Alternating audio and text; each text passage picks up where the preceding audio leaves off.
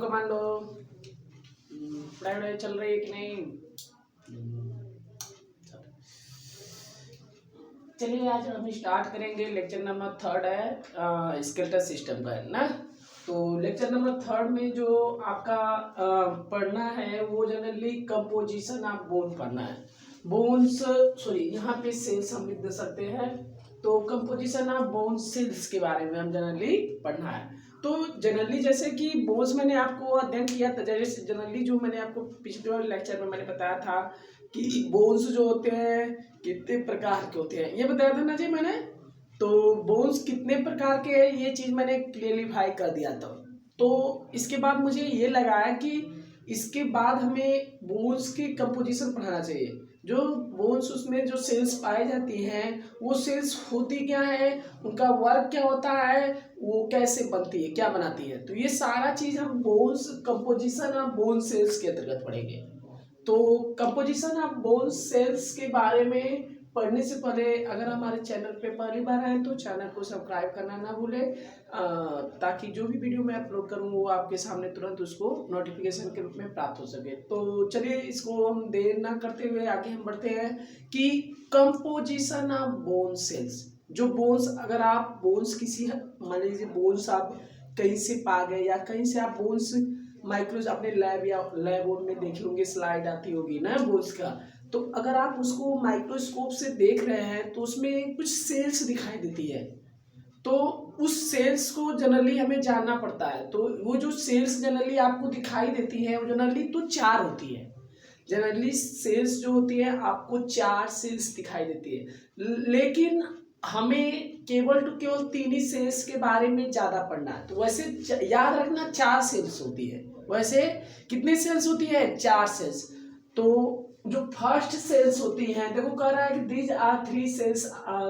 Sales यहाँ पे हम लिख सकते हैं 4 लिख सकते हैं, लेकिन हम कितने सेल्स के अंतर्गत पढ़ेंगे? 4 पढ़ेंगे। तो सॉरी 4 होता है लेकिन हम कितने पढ़ेंगे? 3 पढ़ेंगे। तो यहाँ पे हम 3 लिख सकते हैं, THREE ना, 3। तो लेकिन हम फर्स्ट सेल्स के बारे में भी हम डिस्कस कर देंगे। थोड़ा सा जानते रहिएगा कि ये जो ओस्टियोब्लास्ट सेल्स होता है, ओस्टियोसाइट सेल्स होता है, ओस्टियोब्लास्ट। देखिए फर्स्ट सेल्स जो होता है आपका ओस्टियोजेनिक सेल्स होते हैं। ओस्टियोजेनिक सेल्स होता क्या है? ये जो ओस्टियोजेनिक जो सेल्स होते हैं ये प्रोजेनेटर सेल्स होते हैं। क्या होते हैं? Progenitor sales. प्रोजेनेटर सेल्स का मतलब होता है कुछ सेल्स को ये प्रोड्यूस करते हैं। जैसे इनके पास कैपेबिलिटी होती है नए बोन्स, नए सेल्स, बोन सेल्स का निर्माण करना। नए सेल्स का मतलब कि ये जो सभी ओस्टियोब्लास्ट सेल्स आपका दिखाई दे रहा है ये ओस्टियोजेनिक सेल से ही मिलकर ओस्टियोजेनिक सेल से ही बनता है। ओस्टियोजेनिक सेल्स देखो यहाँ पे बोल तो रहा है कि ओस्टियोजेनिक सेल्स स्टीम सेल्स होते हैं। मतलब कि स्टीम सेल्स को आपको पता है कि स्टीम सेल्स के पास कैपेबिलिटी होती है नए सेल्स का निर्माण करना। तो वैसा ही निर्माण करती है, जस्ट वैसा ही। तो फिलहाल में ये जो ओस्टियोजेनिक सेल्स होते हैं ये स्टीम सेल्स में जब डिवीजन होता है तो ये ओस्टियोजेनिक मतलब कि इनके पास कैपेबिलिटी होती है ओस्टियोजेनिक सेल्स के पास वो एक नए सेल्स का निर्माण करना, क्योंकि वहां पे उनकी बॉडी में क्या पाया जाता है? Stem cells. तो ये जो स्टीम सेल्स जो पाए जाने की वजह से ये ओस्टियोजेनिक जो सेल्स होते हैं ये कन्वर्ट हो जाते हैं ओस्टियोब्लास्ट में। ये जो आपका फर्स्ट मैंने लिखवाया है ना ओस्टियोब्लास्ट, ये हम कह सकते हैं कि ओस्टियोब्लास्ट कह सकते हैं। क्या कहते हैं? ओस्टियोब्लास्ट जो सेल्स होता है जनरली कहाँ से आता है? ओस्टियोजेनिक सेल से। तो ओस्टियोजेनिक याद रख लेना, जो ओस्टियोब्लास्ट सेल्स है ये आपके ओस्टियोजेनिक सेल्स से मतलब बनकर ओस्टियोजेनिक सेल्स जो होते हैं कन्वर्ट हो जाते हैं ओस्टियोब्लास्ट सेल्स में। और यह ओस्टियोब्लास्ट सेल्स पूरी तरह से जब मैच्योर हो जाता है तो वो किस में कन्वर्ट हो जाते हैं? ओस्टियोसाइट में। तो आया समझ में? तो फिलहाल में देखो ये कह रहा है कि ओस्टियोजेनिक सेल्स कन्वर्ट हो जाते हैं ओस्टियोब्लास्ट में, और वह ओस्टियोब्लास्ट किस में कन्वर्ट हो जाता है? ओस्टियोसाइट में। तो ये चीजें याद रखना। कृपया, क्योंकि मेरे जो सिलेबस है डी फार्मा और नर्सिंग में मैंने देखा हूँ ये 3 ही दिया है, लेकिन मैंने कई बुकों में और देख रहा हूँ तो एक और सेल्स दे दिया। तो अगर देखो इसमें घबराने की कोई बात नहीं है, देखो यहाँ पे लिखा भी है, देखो लिखा क्या है, ओस्टियोब्लास्ट सेल्स जो होते हैं यह कैसे होते हैं, मोनोन्यूक्लिएटेड होते हैं। कैसे होते हैं, मोनो का मतलब एक, न्यूक्लिएटेड का मतलब न्यूक्लियस, मतलब कि इनके सेल्स में तो तुम देखोगे ना, इनके सेल्स में जब देखोगे तुम ना, ऐसे एक न्यूक्लियस दिखाई देते हैं। कितने न्यूक्लियस दिखाई देते हैं, एक न्यूक्लियस दिखाई देते हैं। तो इसीलिए ये क्या कर रहा है, मोनोन्यूक्लिएटेड। देखो देखो देखो यहाँ पे लिखा भी है ना, these are mononucleated cells form by the osteoprogenitor cells. देखो यहाँ पे बोल दिया है ओस्टियोप्रोजेनेटर सेल्स। तो अगर ये चीज ना बोला होता ना तो हम जनरली 3 पढ़ते ना। तो देखो यहाँ पे बोला भी है कि ओस्टियोप्रोजेनेटर सेल्स से ही इनका निर्माण होता है। किसका, ओस्टियोब्लास्ट का। जो ओस्टियोब्लास्ट सेल्स है वो आपका किससे निर्माण बनता है, ओस्टियोप्रोजेनेटर सेल्स से निर्माण होता है। याद रख लेना, काफी इंपॉर्टेंट है ये स्टार डालकर लिख लेना कि ओस्टियोप्रोजेनेटर सेल्स होता क्या है। ओस्टियोप्रोजेनेटर सेल्स के पास स्टेम सेल्स की होने की वजह से इसके पास स्टेम सेल पाया जाता है। तो आप जानते हैं कि स्टेम सेल्स जिसके भी पास पाया जाता है उनके पास ही कैपेबिलिटी होती है नए सेल्स का निर्माण करना, मतलब उनके पास क्षमता होती है एक नए सेल्स का क्या करना, निर्माण करना। तो ये ओस्टियोप्रोजेनेटर सेल्स होते हैं। ओस्टियोप्रोजेनेटर सेल्स देखो कह रहा है कि they are mononucleated cell form by the osteoprogenitor cells. Osteoprogenitor cells से ये बनते हैं, ये मोनोन्यूक्लिएटेड होते हैं। कैसे होते हैं, मोनोन्यूक्लिएटेड। देखो कह रहा है कि they are consist of proteins. जो ओस्टियाइड प्रोटीन्स होते हैं ना, ओसिन प्रोटीन सुने होंगे, वो यही कहने का मतलब कि इनकी अगर हम कंपोजिशन की बात करें तो कुछ ऑर्गेनिक सब्सटेंस पाए जाते हैं, मिनरल्स ना, जैसे कि कैल्शियम फॉस्फेट प्लस प्रोटीन के ये बने होते हैं। हम बोन्स को क्यों बोलते हैं कि ये ओसिन प्रोटीन का बना होता है, हाँ, तो यही कारण होता है। तो ये जो ओस्टियाइड प्रोटीन और कुछ कैल्शियम फॉस्फेट रूप से ये क्या होते हैं, बने होते हैं। याद रख लेना, ये क्वेश्चन काफी इंपॉर्टेंट है। क्वेश्चन पूछता है कि क्या क्या क्या क्या कि जो बोन्स होते हैं वो किनके मिलकर बने होते हैं, तो प्रोटीन प्लस मिनरल्स ना। तो प्रोटीन प्लस मिनरल्स में कौन आते हैं, कैल्शियम फॉस्फेट आता है। तो याद रख लेना ना। तो अगर हम सेकेंड सेल्स की बात करें, सेकेंड मतलब ओस्टियोब्लास्ट सेल्स जब मैच्योर हो जाता है, मैच्योर का मतलब कि जब वो परिपक्व अवस्था में आ जाता है तो किस में कन्वर्ट हो जाता है, ओस्टियोसाइट्स में। तो ये ओस्टियोसाइट्स जो सेल्स होते हैं ये ओस्टियोब्लास्ट सेल्स से ही बनकर बनते हैं, मतलब कि ओस्टियोब्लास्ट सेल्स ही कन्वर्ट हो जाता है किसमें, ओस्टियोसाइट में। तो देखो यहाँ पे लिखा क्या है, osteoblast is migrated to convert osteocyte, मतलब कि जो ओस्टियोब्लास्ट सेल्स जो होते हैं ना वही कन्वर्ट हो जाते हैं किसमें, ओस्टियोब्लास्ट जो सेल्स होते हैं वही माइग्रेट होकर किसमें कन्वर्ट हो जाते हैं, ओस्टियोसाइट में। याद रखना, ओस्टियोसाइट में ये मैच्योर बोन सेल्स होती हैं। ये कैसी सेल्स होती हैं, मैच्योर मतलब परिपक्व बोन सेल्स होती हैं। They are specified specific space. इनके अंदर कुछ स्पेशल प्रकार के मतलब कि खाली जगह होते हैं जिन्हें हम लैकुनेई बोलते हैं। क्या बोलते हैं, लैकुनेई। क्वेश्चन पूछता है लैकुनेई होता क्या है, लैकुनेई जो होता है बोन्स के बीच में खाली जगह होता है, उसी को हम क्या बोलते हैं, लैकुनेई।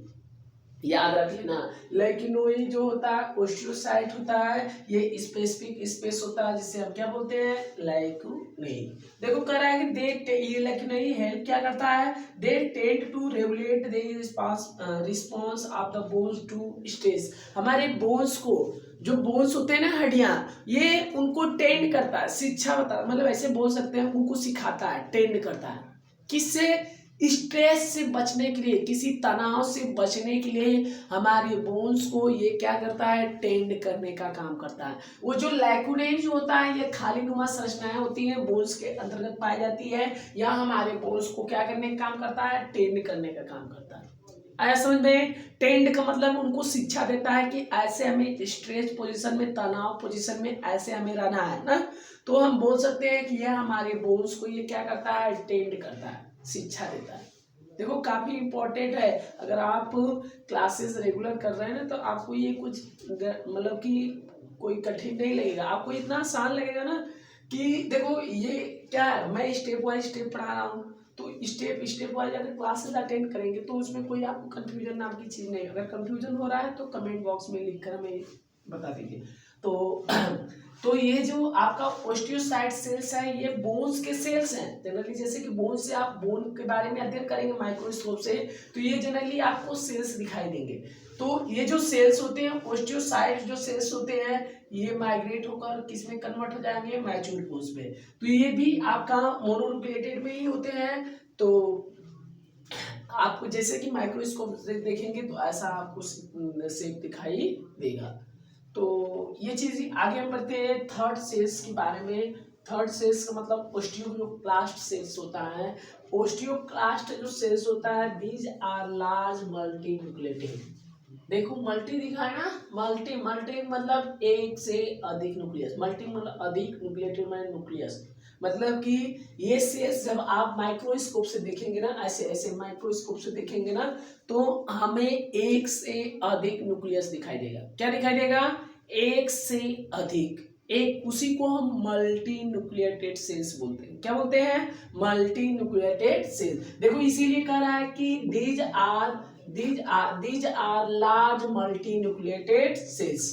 मतलब कि ये जो सेल्स होते हैं, ओस्टियोक्लास्ट जो सेल्स होते हैं, ये मल्टी न्यूक्लिएटेड सेल्स होते हैं। मल्टी न्यूक्लिएटेड मतलब कि उसमें एक से अधिक न्यूक्लियस पाया जाता है। अगर हम इसकी फंक्शन की बात करें कि मतलब इनका कार्य क्या होता है, तो ये responsible for the remodelling of the bones in order reduce to value. देखिए ये क्या कर रहा है, इनका वर्क क्या होता है, जो ओस्टियोक्लास्ट जो होते हैं वो ये हमारे बोन्स के रीमॉडलिंग करता है। रीमॉडलिंग का मतलब कि जो शेप बोन्स का होता है, आकार जो होता है ना, उसको रीमॉडलिंग करता है, दोबारा उसको ढांचा प्रदान करता है। कौन, ओस्टियोक्लास्ट। हम मतलब कह सकते हैं सर जी, हमारे बोन्स का जो आपका ढांचा दिखाई देता है ना, ढांचा का मतलब जो शेप आपको दिखाई देता है, ये यही बनाता है। तो ओस्टियोक्लास्ट हमारे बोन्स की रीमॉडलिंग करता है। रीमॉडलिंग का मतलब जो सेल्स जो शेप होता है, आकार जो होता है ना, उसको दोबारा बनाने का काम करता है, रीमॉडलिंग करता है। री का मतलब दोबारा, मॉडलिंग का मतलब ढांचा प्रदान करना ना, मॉडल देना। तो जो मॉडल होता है आपको अलग अलग बोन्स दिखाई देते हैं, लंबा, शार्ट, छोटा, फ्लैट, ये ऐसा चीज दिखाई देता है ना। मैंने पीछे लेक्चर में आपको बताया था कि कुछ फ्लैट होती है, कुछ इरेगुलर होती है, कुछ शॉर्ट होती है, कुछ लॉन्ग बोन्स होती हैं। तो वो जो आपको मॉडलिंग अलग अलग मॉडल दिखाते हैं, जैसे कि ये जो आपका मॉडलिंग होता है, आपने देखा होगा मॉडल में जाते हैं तो कहते हैं कई अलग अलग मॉडल को दिखाइए ना। तो वो जो मॉडल अलग अलग का मतलब यहाँ पे अलग अलग जो बोन्स होती है ना, शार्ट, लॉन्ग, फ्लैट, इरेगुलर, ये सब जो बोन्स होती हैं, वो उनको ये रीमॉडलिंग करने का काम करता है, मतलब दोबारा बनाने का काम करता है। जो मॉडलिंग अलग अलग आप देखते हैं बोन्स में, ये कौन बनाता है, ओस्टियोक्लास्ट बनाता है। आया समझ में? देखिए कैसे बनाता है, in order to reduce volume. उनकी वॉल्यूम को, उनकी एरिया को घटाकर, वॉल्यूम को घटाकर यह उनको अलग शेप दे देता है। तो रेड्यूस वॉल्यूम याद कर लेना, वॉल्यूम को घटाकर उनको रिमॉडलिंग करता है। तो मतलब कहने का मतलब पहले जो शेप था वैसा नहीं रहेगा, थोड़ा सा चेंजिंग हो जाए, क्योंकि वॉल्यूम घटाया उसका तो एरिया तो चेंज हो ही जाएगी। तो देखो they are consist of collagen fibre, कुछ अदर फाइबर्स के मिलकर बने होते हैं। ये कोलेजन फाइबर्स और कुछ प्रोटीनियस स्ट्रक्चर के होते हैं, जिसकी वजह से हमारा बोन्स का निर्माण होता है। तो याद रख लेना, ओस्टियो जो हमारे बोन सेल्स होते हैं जनरली 4 होते हैं, लेकिन हमें कितना पढ़ना रहता है, 3 ना। तो 3 पढ़ना रहता है जनरली। अगर आपके कहीं दे दिया, अगर 4 भी दे दिया है ऑप्शन में, 3 नहीं दिया, तो 4 पे क्लिक कर देना। ना। अगर 4 नहीं दिया है, केवल 3 दिया है, तो किस पे क्लिक करोगे? 3 करोगे। तो याद रख लेना, जो फर्स्ट सेल्स होता है उसको हम ओस्टियोजेनिक सेल्स बोलते हैं। ओस्टियोजेनिक सेल्स क्या होता है? ये इनके पास स्टेम सेल्स पाने की वजह से, ये इनके पास इनको स्टेम सेल्स पाने की वजह से इनको एक नए सेल, अपने ही जैसा एक नए सेल्स के फॉर्मेशन की क्षमता होती है। तो नए सेल्स में जैसे कि देखो, ये ओस्टियोजेनिक सेल्स जो होते हैं, एक नया सेल बना लेता है, किस में कन्वर्ट हो जाता है? ओस्टियोब्लास्ट में। और यह ओस्टियोब्लास्ट ओस्टियोसाइट में कन्वर्ट हो जाता है। आया समझ में? तो देखो कर रहा है ओस्टियोब्लास्ट, एक बार और रिवीजन कर रहा है, जिनको नहीं समझ में आया ध्यान से देख लो। ओस्टियोब्लास्ट सेल्स जो होते हैं, दीज आर मोनोन्यूक्लिएटेड। कैसे होते हैं? मोनोन्यूक्लिएटेड। इनका फॉर्मेशन ओस्टियोजेनिक सेल से हुआ रहता है। They are form by the osteoprogenitor cells. देखो यहाँ पे बोल दिया है ओस्टियोजेनिक सेल्स, वही ओस्टियोप्रोजेनेटर सेल्स क्या बोलते हैं? ओस्टियोप्रोजेनेटर सेल। ओस्टियोप्रोजेनेटर सेल्स क्या होता है? इनको क्यों कहते हैं? क्योंकि इनके पास क्या होता है? स्टेम सेल्स होता है, इसीलिए एक नए सेल्स का निर्माण करने की क्षमता होती है, इसीलिए इसे ओस्टियोप्रोजेनेटर सेल्स बोलते हैं। तो देखो, they are consist of protein, और प्रोटीन टाइप ओसिन प्रोटीन जो होता है उसकी बने होते हैं, और कुछ मिनरल्स कैल्शियम फास्फेट से मिलकर बने होते हैं। तो याद रखना, बोन्स जो होते हैं ओस्टियाइड प्रोटीन या ओसिन प्रोटीन से मिलकर बने होते हैं। याद क्वेश्चन पूछता है bone is made up of which protein, तो ओस्टियाइड प्रोटीन या ओसिन प्रोटीन के मिलकर बने होते हैं, याद रख लेना। अगर मिनरल्स में दिया है कैल्शियम फास्फेट, तो कैल्शियम फास्फेट दोनों को मिलकर बने होते हैं ना। तो अगर ओस्टियोसाइट सेकेंड सेल्स की बात करें, तो ये ओस्टियोब्लास्ट सेल्स ही माइग्रेट होकर किस में कन्वर्ट हो जाता है? ओस्टियोसाइट में। तो ओस्टियोसाइट जो होते हैं मैच्योर बोन सेल्स होते हैं। कैसे सेल्स होते हैं? Mature bone cells. They are specified specific space, इसमें कुछ अलग स्पेस होता है बोन्स के अंतर्गत, मतलब इस सेल्स के अंदर कुछ खाली जगह होता है जिसे हम लाइकोनेई कहते हैं। या जो लाइकोनेई जो होता है हमारे बोन्स को टेंड करता है। टेंड का मतलब उन्हें सिखाता है स्ट्रेस पोजीशन में, तनाव पोजीशन में कैसे रहा जाता है, यह हमारे बोन्स को टेंड करने का काम करता है। कौन? लाइकोनेई ना। तो तीसरी सेल्स की बात करें तो ओस्टियोक्लास्ट सेल्स होता है। ये जो ओस्टियोक्लास्ट सेल्स होता है ये लार्ज मल्टीन्यूक्लिएटेड होते हैं, मतलब अगर हम माइक्रोस्कोप से देखेंगे तो खूब ज़्यादा जो जिसमें न्यूक्लियस दिखाई देगा वो आपका ओस्टियोक्लास्ट सेल्स होगा।